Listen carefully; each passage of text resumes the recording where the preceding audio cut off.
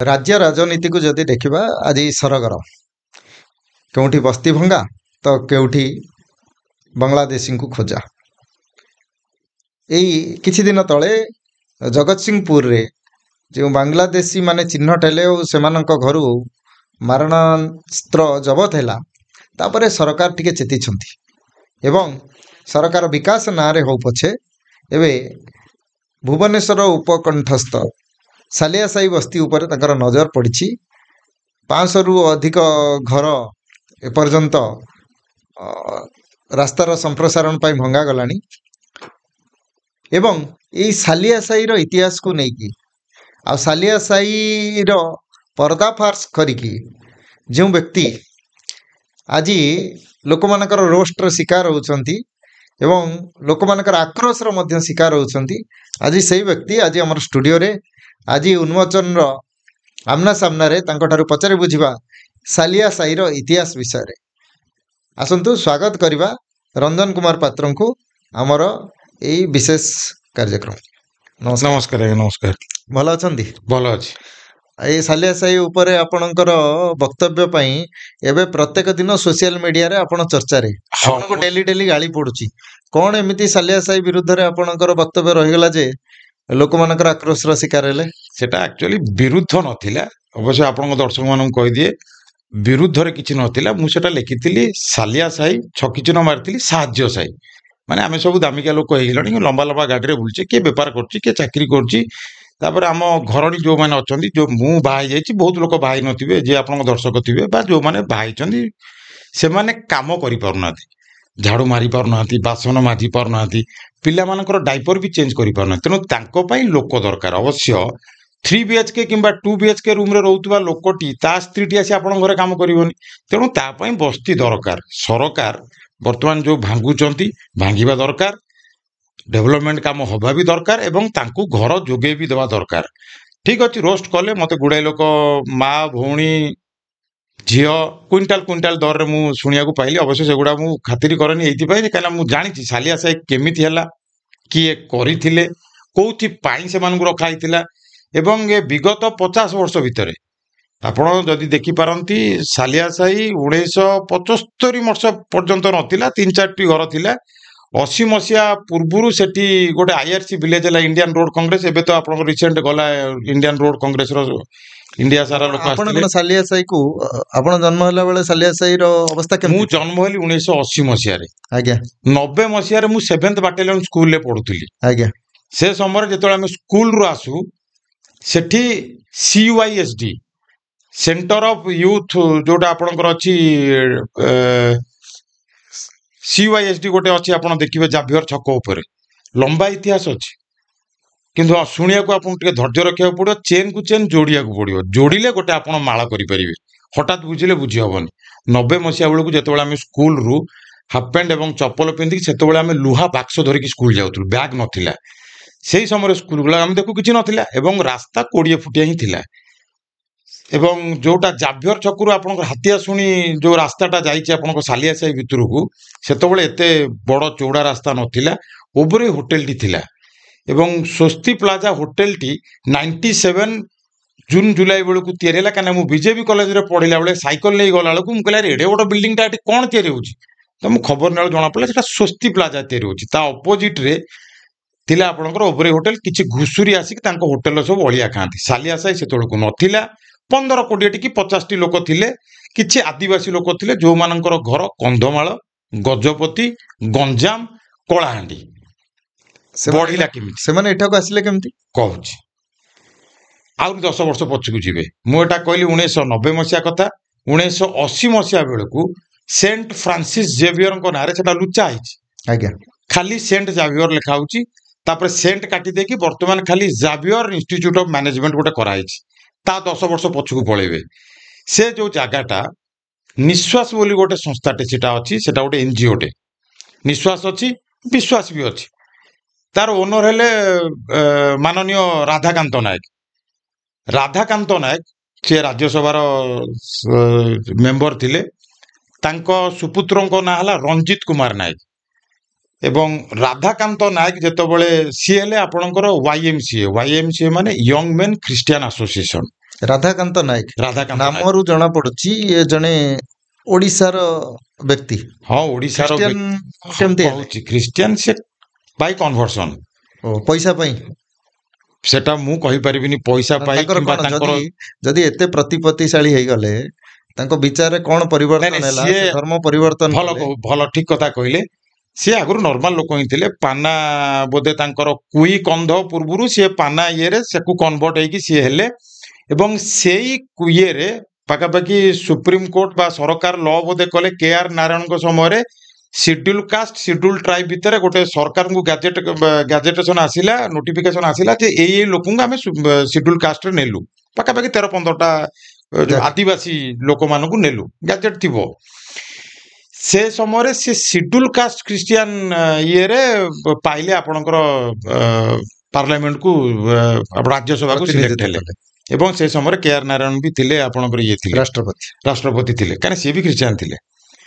Show ବଡ ବିଡମ୍ବନାର ମାନେ କଥା ହେଲା ଏଇଆ, ହିନ୍ଦୁ ଭାରତରେ ପାଖାପାଖି 80%, ମୁସଲମାନ ମାନେ ବଢୁଛନ୍ତି, ମିଶନାରୀ ମାନଙ୍କ ଯୋଗୁଁ ଖ୍ରୀଷ୍ଟିଆନ ମାନେ ବି ବଢୁଛନ୍ତି, କିନ୍ତୁ ହିନ୍ଦୁ ଧୀରେ ଧୀରେ କମୁଛନ୍ତି କାହିଁକି?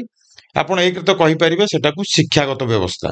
ଶିକ୍ଷାଗତ ବ୍ୟବସ୍ଥାଟାକୁ କଳଙ୍କି ଲଗେଇଲେ ଯୋଉ ବାମପନ୍ଥୀ ଚିନ୍ତାଧାରା ଲୋକ, ବାମପନ୍ଥୀ ଚିନ୍ତା ଏବଂ ମିଶନାରୀଙ୍କ ଚିନ୍ତା ବା ଯୁଗଳବନ୍ଦୀରେ ଭାରତର ବର୍ତ୍ତମାନ ଏଇ ଦଶା। ଏବଂ ଓଡିଶା ହେଲେ ବି ଏବେ ବି ତ 10 ବର୍ଷ ହେଲାଣି, 11 ବର୍ଷ ହେଲାଣି ଭାରତୀୟ ଜନତା ପାର୍ଟି ସରକାରରେ ବାମପନ୍ଥୀର ବିରୋଧ ଚିନ୍ତାଧାରା କିଛି କରିପାରିବେନି। ଆଉ ତାହେଲେ କେମିତି ଭାରତର ଭାଗ୍ୟ ପରିବର୍ତ୍ତନ? କହୁଛି, ଆପଣ ଦେଖୁଥିବେ ଗୋ ରକ୍ଷକ ଯୋଉମାନେ ସେମାନେ ଡେଲି ଆରେଷ୍ଟ ହଉଛନ୍ତି, ଦୈନିକ ଆରେଷ୍ଟ ହଉଛନ୍ତି। ଆପଣ କୌଣସି, କାହିଁକିନା ସେମାନେ ମାଇନୋରିଟିରେ ଆସୁଛନ୍ତି, ସମ୍ବିଧାନରେ କ୍ଲଜ ଅଛି ଆପଣ କୌଣସି ମେଜରିଟି ଇଏ କରିବା ଲୋକ ମାଇନୋରିଟିକୁ ନାଲି ଆଖି ଦେଖେଇ ପାରିବ ନାହିଁ। 1950 ବେଳକୁ ଡକ୍ଟର ଭୀମରାଓ ବାବା ସାହେବ ଆମ୍ବେଦକର ଆମେ ଯୋଉ ସମ୍ବିଧାନ କରୁଛେ ଜାନୁଆରୀ 26 ଯେମିତି ପାଳନ କରୁଛେ, ବଢିଆ କଥା। ଜବାହରଲାଲ ନେହେରୁ ଥିଲେ, ତାପରେ ଇନ୍ଦିରା ଗାନ୍ଧୀ ଆସିଲେ, ଏମର୍ଜେନ୍ସି ଲାଗୁ ହେଲା। 1976 ମସିହା ବିରୋଧୀ ଦଳ କେହି ନଥିଲେ, ଏମର୍ଜେନ୍ସି ଚାଲୁଥିଲା ସମୟରେ 42 ଆମେଣ୍ଡମେଣ୍ଟ ଗୋଟେ ହେଲା, 42ତମ ସଂଶୋଧନ ହେଲା।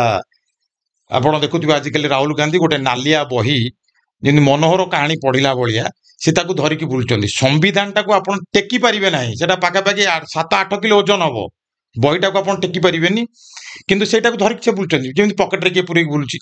ଆଉ ସେଟାକୁ ପଢ, ତୁମ ଜେଜେମା ଏଟାକୁ 1976 ମସିହା ବେଳକୁ 42 ଥର ଚେଞ୍ଜ କରିଦେଇଛନ୍ତି।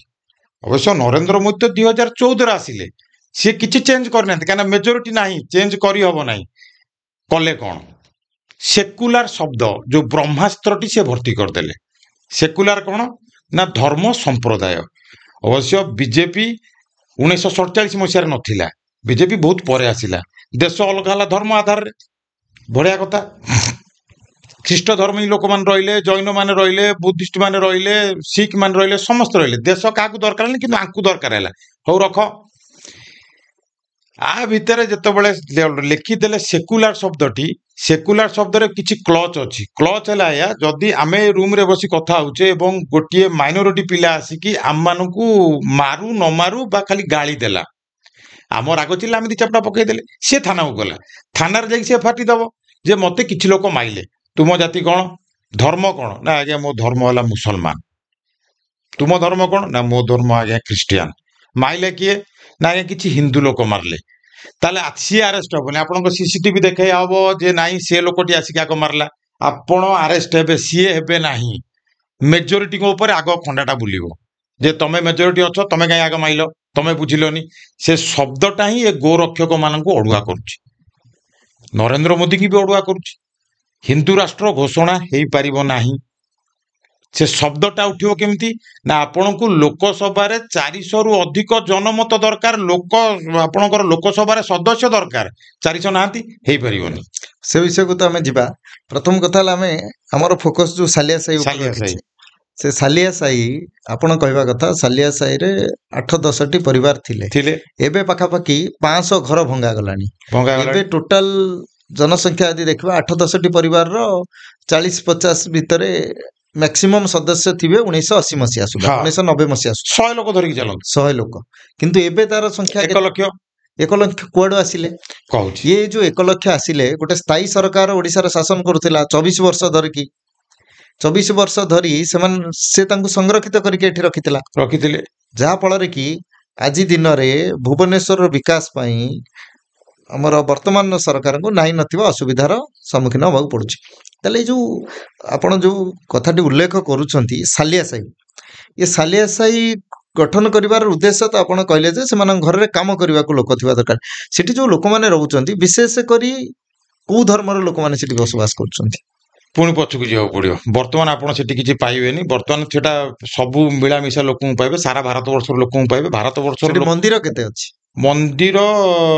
ମନ୍ଦିର ତ ନାହିଁ ସେଠି। ଆପଣ ଯଦି କହିବେ ଯେମିତି ଆପଣଙ୍କର ଗାଁ ଗଣ୍ଡାରେ କିଛି ଲୋକଙ୍କର ମହାଦେବ କୋଉଠି ଗଞ୍ଜେଇ ଟାଣୁ ନଥିଲେ, କୋଉ ଶାସ୍ତ୍ରରେ ଆପଣ ଦେଖିବାକୁ ପାଇବେନି ଯେ ମହାଦେବ ଗଞ୍ଜେଇ ଟାଣନ୍ତି। କିନ୍ତୁ ଆମକୁ ଭଲ ଲାଗେ, ତେଣୁ ଆମେ ଗୋଟେ ମେଳା ଫେଳା କରିକି ସେଠି ଟିକେ ଭୋଗଟି ଲଗେଇ ଦେଇକି ଯାହା ସେଠି କେବଳ ସେଇ ଛୋଟ ଛୋଟ ମନ୍ଦିର ପାଇବେ। ହଁ, ଚର୍ଚ୍ଚ ପାଇଯିବେ ଆପଣ। ସେୟା ମନ୍ଦିର ଆଉ ଚର୍ଚ୍ଚ, ମୁଁ ସେଥିପାଇଁ ପଚାରିଲି ମନ୍ଦିର ଚର୍ଚ୍ଚ କେତେ ପାଇବେ। ଅଛି, ଚର୍ଚ୍ଚ କେତେ ଅଛି, ମନ୍ଦିର ମସଜିଦ କେତେ ଅଛି?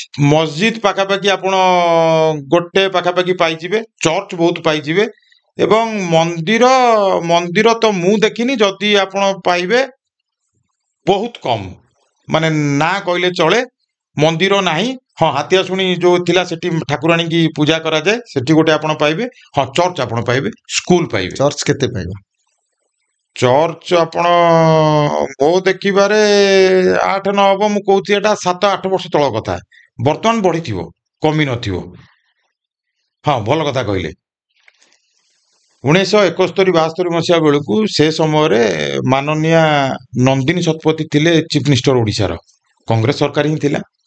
ରାଧାକାନ୍ତ ନାୟକ ସେ ସମୟରେ ଆସିଲେ, କହିଲେ ଆମକୁ ଜାଗା ଖଣ୍ଡେ ଦିଅ, କରିକି ନିଶ୍ୱାସ କଲେଜଟି ସେଠି କଲେ। ତାଙ୍କ ଦେଖା ଦେଖି ସେଣ୍ଟ ଫ୍ରାନ୍ସିସ୍ ଜେଭିୟରଙ୍କର ସବୁ ଅନୁଗତ୍ୟ ମାନେ ଅଛନ୍ତି, ସିଏ ଆସିଲେ। ଆଚ୍ଛା, ସେମାନେ ହେଲେ young man Christian association member ସବୁ ଅଛନ୍ତି। ସେମାନେ ଯେତେବେଳେ ଆସିଲେ, ନାଇଁ ଓଡିଶାରେ ଆମ ଧର୍ମଟାକୁ ଆମେ ବିସ୍ତାର କରିବା, ବିସ୍ତାର କରି ସିଏ ଆସି ପହଞ୍ଚିଲେ। ହେଲେ ଆମକୁ ଖଣ୍ଡେ ଜାଗା ଦିଅ। ହଁ, ଖଣ୍ଡେ ଜାଗା ନିଅ। ସେଇ କଂଗ୍ରେସ ସରକାର ହିଁ ଥିଲେ, ସେଠି ସେତେବେଳେ ଜାଗା ଦେଲେ। ଅବଶ୍ୟ ଭୁବନେଶ୍ୱର ସେ ସମୟରେ ଜୟଦେବ ବିହାରଠୁ ଷ୍ଟପ୍ ହେଇଯାଇଥିଲା, ସାଡୁ କେତେ ବଢି ନଥିଲା। ନନ୍ଦନକାନନ ତିଆରି ହେଲା। ତାପରେ ଏବେ ଆପଣ କିଟ୍ କଲେଜ ଦେଖୁଛନ୍ତି, ଧୀରେ ଧୀରେ ଗ୍ରୋ କଲା। କିନ୍ତୁ 90 ମସିହା ପୂର୍ବରୁ ଜୟଦେବ ବିହାରଠୁ ନେଇକି ନନ୍ଦନକାନନ ଯଦି ଆପଣ ଯିବେ, ସେ 20 ଫୁଟିଆ ରାସ୍ତା ହିଁ ଥିଲା। ଗୋଟେ ବସ୍ ଗଲେ ଆଉ ଗୋଟେ ବସ୍ ରାସ୍ତା ତଳେ ଯିବ, ରାସ୍ତାରେ ଯାଇପାରିବେନି। ସେ ସମୟରେ ତାଙ୍କୁ କଲେ, ଜାଭିୟର ଇନଷ୍ଟିଚ୍ୟୁଟ ବାଲାଙ୍କୁ ସେଠି ଜାଗା ଦିଆହେଲା, ତାପରେ ସିଓଏସଡି ବାଲାଙ୍କୁ ଜାଗା ଦିଆହେଲା। ଆଚ୍ଛା, ଏତେ ସବୁ ହେଲା ପରେ ଆଗାମୀ ଭବିଷ୍ୟତ ପାଇଁ ଯେମିତି ମାକୋଲି କରିଥିଲେ, ମାକୋଲି କଣ କଲେ ନା ଇଂରେଜ ଶିକ୍ଷାଟାକୁ ଆଣିକି ଭର୍ତ୍ତି କଲେ, ଗୁରୁକୁଳଟାକୁ ସମ୍ପୂର୍ଣ୍ଣ ନଷ୍ଟ କରିଦେଲେ ଏବଂ ମଦ୍ରାସା ଗୁଡାକୁ ପ୍ରଚଳନ କରାଇଲେ। ଏବଂ ବିଗତ ସରକାର ମାନଙ୍କରେ ସେୟା ହିଁ ହେଇଛି। ଗୁରୁକୁଳ ଗୁଡାକୁ ବ୍ୟାନ୍ କଲେ, ମଦ୍ରାସା ଗୁଡାକୁ ଭରପୁର ପଇସା ଦେଲେ ଏବଂ ଯେତେ ଇଂଲିଶ ମିଡିୟମ ସ୍କୁଲ ଅଛି ସେମାନଙ୍କୁ ବି ଭରପୁର ଜାଗା ଦେଲେ, ପାଠ ବି ପଢେଇଲେ ଏବଂ ସେ ସବୁ ଚାଲିଲା। ଛାଡ଼ନ୍ତୁ, ଏବେ ଓଡିଶାକୁ ପଳେଇ ଆସିବା। ଓଡିଶାରେ ସେ ସମୟରେ କହିଲେ, ଆରେ ଏତେ ସବୁ ହେଲା, ସ୍କୁଲ କେମିତି କରିବା? ପିଲାଙ୍କୁ ପାଠ ପଢିବା ଦରକାର, ଫାଦର ମଦର ଏସବୁ ବିଷୟରେ ଜାଣିବା ଦରକାର, ଜିସସଙ୍କ ବିଷୟରେ ବି ଜାଣିବା ଦରକାର। ତେଣୁ ସେଠି ଗୋଟେ ସେଣ୍ଟ ଇଗ୍ନିସିୟସ୍ ଲୟଲା ତାଙ୍କ ନାଁ ହବ। ସିଏ 1400-1500 ଶତାବ୍ଦୀରେ ଲୋକ, ୟୁରୋପର ଲୋକ। ସିଏ ହେଲେ ସେଣ୍ଟ ଫ୍ରାନ୍ସିସ୍ ଜେଭିୟର। ଏ 2 ଜଣ ବନ୍ଧୁ। ସେଣ୍ଟ ଫ୍ରାନ୍ସିସ୍ ଜେଭିୟର ହେଲେ, ତାଙ୍କର ଯଦି ଆପଣ ପୁରୁଣା ଗୋଆ, ଓଲ୍ଡ ଗୋଆ ଯିବେ, ସେଠି ଗୋଟେ ପିଲର ଅଛି ହାତ କତରା, ମାନେ ସେଠି ହିନ୍ଦୁ ଲୋକଙ୍କର, ଲକ୍ଷ ଲକ୍ଷ ହିନ୍ଦୁ ଲୋକଙ୍କର ହାତ କଟା ହେଇଛି। କାହିଁ କଟା ହେଇଛି ନା ଫ୍ରାନ୍ସିସ୍ ଜେଭିୟର ଯିଏ ଥିଲେ, ସେ ବାଧ୍ୟ କରଉଥିଲେ ହିନ୍ଦୁମାନଙ୍କୁ ଯେ ତୁମେ କନଭର୍ସନ ହବ ନା ହବନି, ନା ହବୁ ନାହୁଁ, ହାତ କାଟିଦିଅ, ହାତ ଗୁଡାକ ଆଣିକି ସେ ପିଲରରେ ରଖ। ଲୋକମାନେ ଭୟଭୀତ ଥିଲେ, କିଛି ଲୋକ ଡରିକି କଲେ। ଏବଂ ଆଜି ଯଦି ଷ୍ଟୁଡିଓରେ ଆମେ 2 ଜଣ କଥା ହଉଛେ, ଆପଣ ହିନ୍ଦୁ, ମୁଁ ହିନ୍ଦୁ, ଆମ ମାନଙ୍କର 50ତମ ବାପା, ବର୍ତ୍ତମାନ ମୋ ବାପା ତ ଏକ୍ସପାୟାର କଲେ 2017ରୁ, ତା ଉପର ବାପା, ତାଙ୍କ ଉପର ବାପା ମାନେ ବେକ କାଟିଛନ୍ତି ବୋଲି ଆମେ ଆଜି ହିନ୍ଦୁ ହେଇକି ଅଛେ।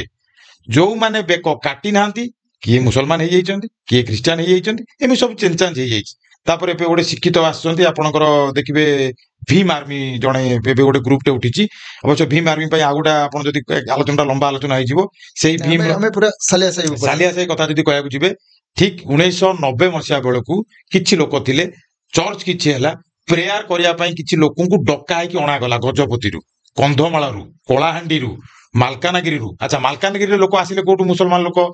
ଖ୍ରୀଷ୍ଟିଆନ ଲୋକ ଆସିଲେ କୋଉଠୁ ନା ୱାର ରିଫ୍ୟୁଜ ଯେତେବେଳେ 1971 ଯେତେବେଳେ ଯୁଦ୍ଧ ହେଲା, ଯେମିତି ବିଜୁ ବାବୁ ସେ ସମୟରେ ତିବ୍ବତ ଲୋକମାନଙ୍କୁ ଜାଗା ଦେଇଥିଲେ, ଯେ ଯୋଉ ସମୟରେ ଇଣ୍ଡୋ ଚାଇନା ୱାର ହେଲା ସେ ସମୟରେ ଗଞ୍ଜାମର ଆପଣଙ୍କ ଚନ୍ଦ୍ରଗିରିରେ ତିବ୍ବତ ଲୋକଙ୍କୁ ଆପଣ ଦେଖିବା ପାଇଁ ଯୋଉମାନେ ଗଜପତି ଜିଲ୍ଲାରେ ଜିରାଙ୍ଗ ହଉ କିମ୍ବା ଚନ୍ଦ୍ରଗିରି ହଉ, ଚନ୍ଦ୍ରଗିରି ସେଇ ପାଖାପାଖି ସେମାନେ କମ୍ବଳ ଫମ୍ବଳ ସବୁ ବିକୁଥିବେ ଆପଣ ଦେଖୁଥିବେ।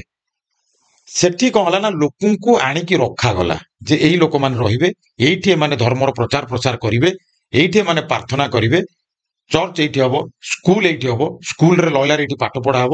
ଖାଲି ଗୋଟେ ସ୍କୁଲ ନୁହଁ, ଯେତେବେଳେ ରାମ ମନ୍ଦିର ଭୁବନେଶ୍ୱରରେ ହେଲା ସେମାନେ କହିଲେ ନାଇଁ ଆମକୁ ବି ଜାଗା ଦରକାର।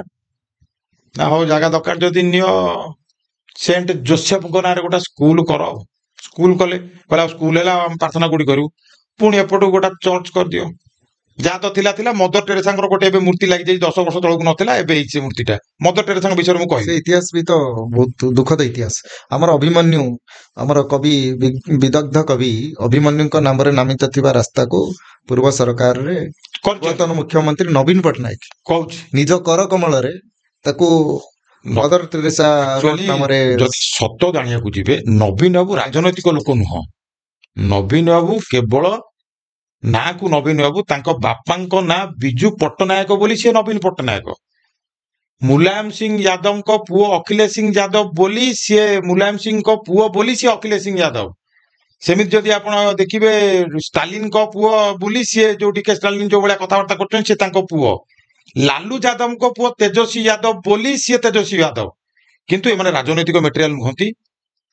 ନବୀନ ବାବୁଙ୍କୁ ଯେତେବେଳେ ଅଣା ହେଲା ସେ ସମୟରେ, ସେତେବେଳେ ବହୁତ ଭଲ ଭଲ ନେତା ଥିଲେ। ରାମକୃଷ୍ଣ ପଟ୍ଟନାୟକ ଥିଲେ, ଗଞ୍ଜାମର ଥିଲେ, ଦାମ ରାଉତ ଥିଲେ, ପ୍ରଫୁଲ୍ଲ ଗଡେଇ ଥିଲେ, ବିଜୟ ମହାପାତ୍ର ଥିଲେ, ସେମାନେ ଆଣିଥିଲେ। ଦିଲ୍ଲୀପ ରାୟ ସାର୍ ବି ଥିଲେ, ସେମାନେ ସବୁ ଆଣିଥିଲେ ଯେ ନାଇଁ ଆମେ କଂଗ୍ରେସ ତ ମାଡି ମାଡି ଯାଉଛି, ବିଜୁ ବାବୁଙ୍କ ଜନତା ଦଳଟା ପୁଣି ବଞ୍ଚିବା ଦରକାର। ଅଶୋକ ଦାସ ବି ଥିଲେ, ବଞ୍ଚିବ କେମିତି? ତ ସିଏ କହିଲେ ନାଇଁ, ତାଙ୍କ ଭାଇମାନଙ୍କୁ ପଚାରିଲେ, କହିଲେ ଆମେ କେହି ଯିବୁନୁ।